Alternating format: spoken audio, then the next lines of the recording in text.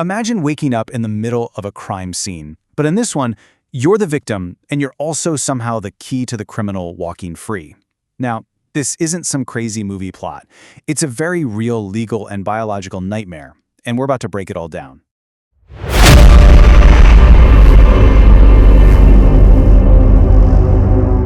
Those are the words of a 24-year-old from the UK named Jade. Her story, back in 2017, became the center of this completely baffling case that really challenges everything we think we know about consent, consciousness, and justice itself. So, here's what happened.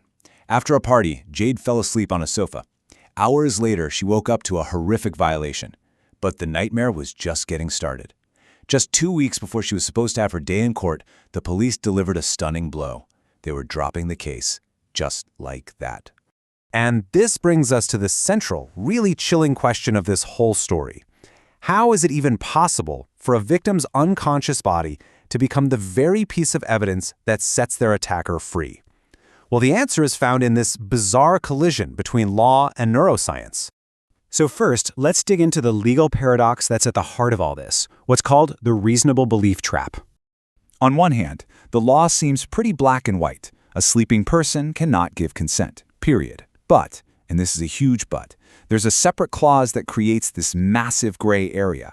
It says an accused person can walk free if they can argue they had a reasonable belief that consent was given. And that right there, that's the loophole. This is where a very rare sleep disorder called sexsomnia comes into the picture. It's kind of like sleepwalking, but instead it causes people to engage in sexual acts while they are completely asleep.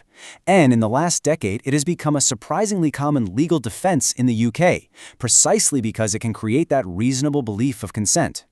So you're probably wondering, how on earth can a sleeping body seem awake, active, and even like it's consenting? Well, the answer lies deep inside the brain.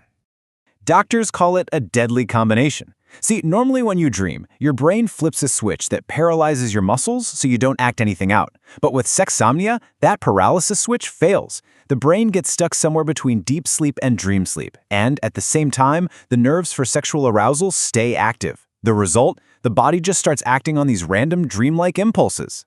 And this is the core of the problem. The person can move, they can talk, they can even seem friendly and engaged. To anyone watching, they look completely conscious. But their conscious mind is totally offline. And the next morning, they'll have zero memory of any of it. To really understand this disconnect, listen to this wild case. An American man performed oral sex on his wife for years, all while he was asleep. Consciously, when he was awake, he hated it.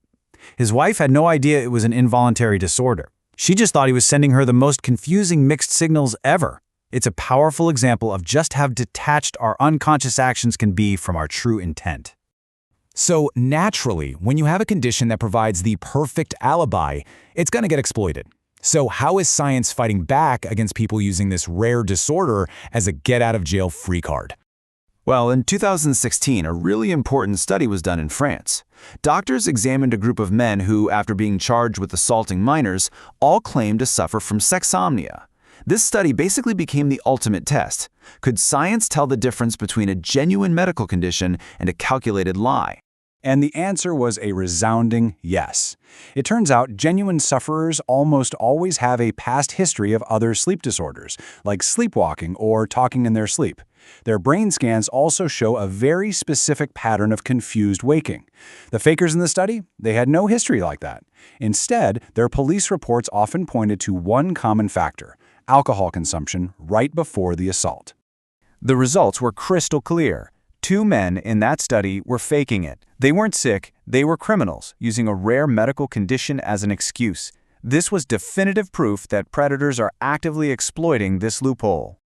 This all leaves the justice system with a global ethical dilemma. It's really putting our entire legal framework on trial. You know, we have to remember that sexsomnia is a really recent discovery. The first official case was only reported back in 1986. Even today, there are still fewer than 200 documented cases in the whole world. That means we have very little scientific data or legal history to guide us. And on top of that, the condition is massively underreported. I mean, unless a partner tells them, a person might never even know they have it. A lot of people are too embarrassed to seek help, and it's often mistaken for a sex issue when it's really a neurological one. Heck, even many doctors aren't aware of it, which just keeps the whole disorder in the shadows. So, this leaves us with this huge unresolved question. When there is no criminal intent, because the conscious brain is literally offline, but the trauma to the victim is 100% real and life-altering, who should the law protect? As biology and justice collide, our legal systems have to find an answer before more people fall through this terrifying loophole.